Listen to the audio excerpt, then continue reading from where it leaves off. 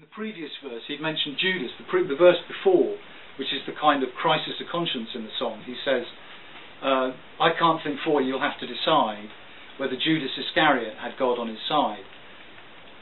Now in the New Testament it says that when there are various versions of how Judas died. One is that he hangs himself, but then there's another version that says he fell headlong and burst asunder. It's an extraordinary image. But it seems to me that that image is definitely in that thing of, Dylan mentioned Judas, and then this image of, the words fill my head and they fall to the floor, that his head is exploded with these thoughts. And again, that's a fair, it's not kind of conventional Sunday school Bible learning. It's somebody who's really absorbed the Bible deeply. And it's interesting, Don't Look Back.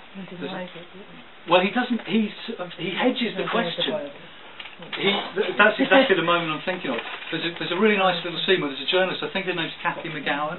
Anyway, she says to him, there's kind of melee of people who've been interviewing him and stuff around, and the camera's just on them, and they're just sitting sort of semi-quietly, but in a big crowd of people, or there seems to be sort of melee around them. And she says to him, "Do you read the Bible?" And he sort of goes, "What?" And she says, "Because there's all this stuff in your work." And he doesn't say no, but he definitely doesn't want to get into that subject.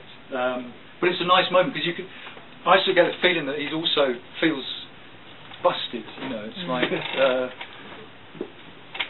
because I don't think nobody else really asks him about that sort of stuff. I mean, it's interesting that the kind of triviality of the sort of questions he was getting asked then, by comparison with the profundity of what he was putting into his songs and the level of cultural reference that he was putting into it, was just sailing over the heads of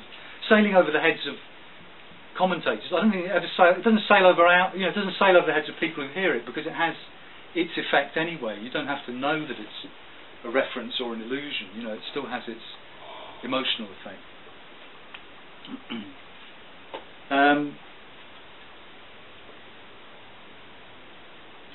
So that's the Bible has always been there. There's a sort of, is Bob Dylan a Christian now? Did he unconvert? Did he? I don't know what happens if you become unborn again. You sort of, I don't know what. Not quite sure what the spiritual process of being unborn again is, but is he? I mean, he's certainly done Jewish things since then. He's been associated with various Jewish movements and so on. So there's a sort of, is he, isn't he Christian? I don't know. I don't think that's really a question for us anyway. But I think what is true is that the Bible remains, and the New Testament remains, right in the middle of his work, often perhaps like an underground river, but it's certainly there an awful lot. Which brings me to this latest record, the record before last, not counting the Christmas record, which I think we have to say is some sort of Christian record. But Together Through Life.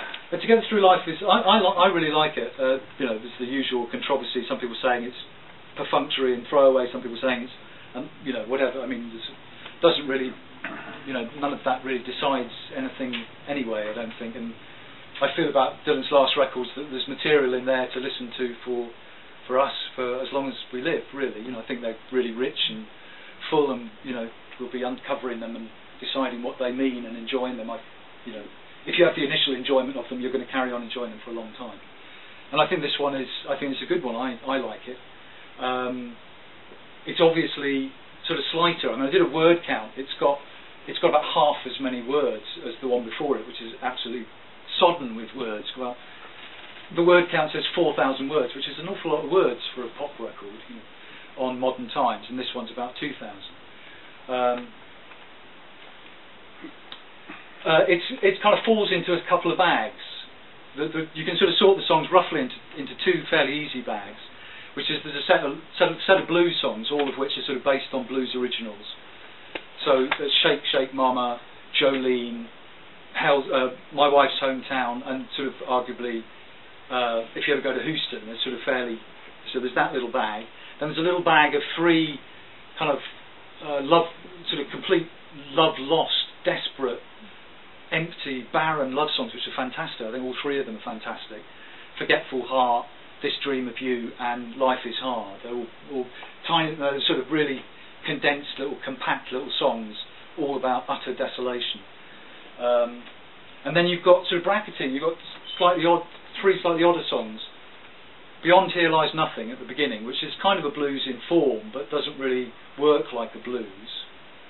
And then at the end, two songs. Right at the end, you've got a song called It's All Good, which is a sort of sarcastic, satirical song of a kind that Dylan hasn't really written for a long time. It's a fairly straightforward, sarcastic song, saying, mocking that idea that it's all good, and the whole thing being a catalogue of things that aren't good.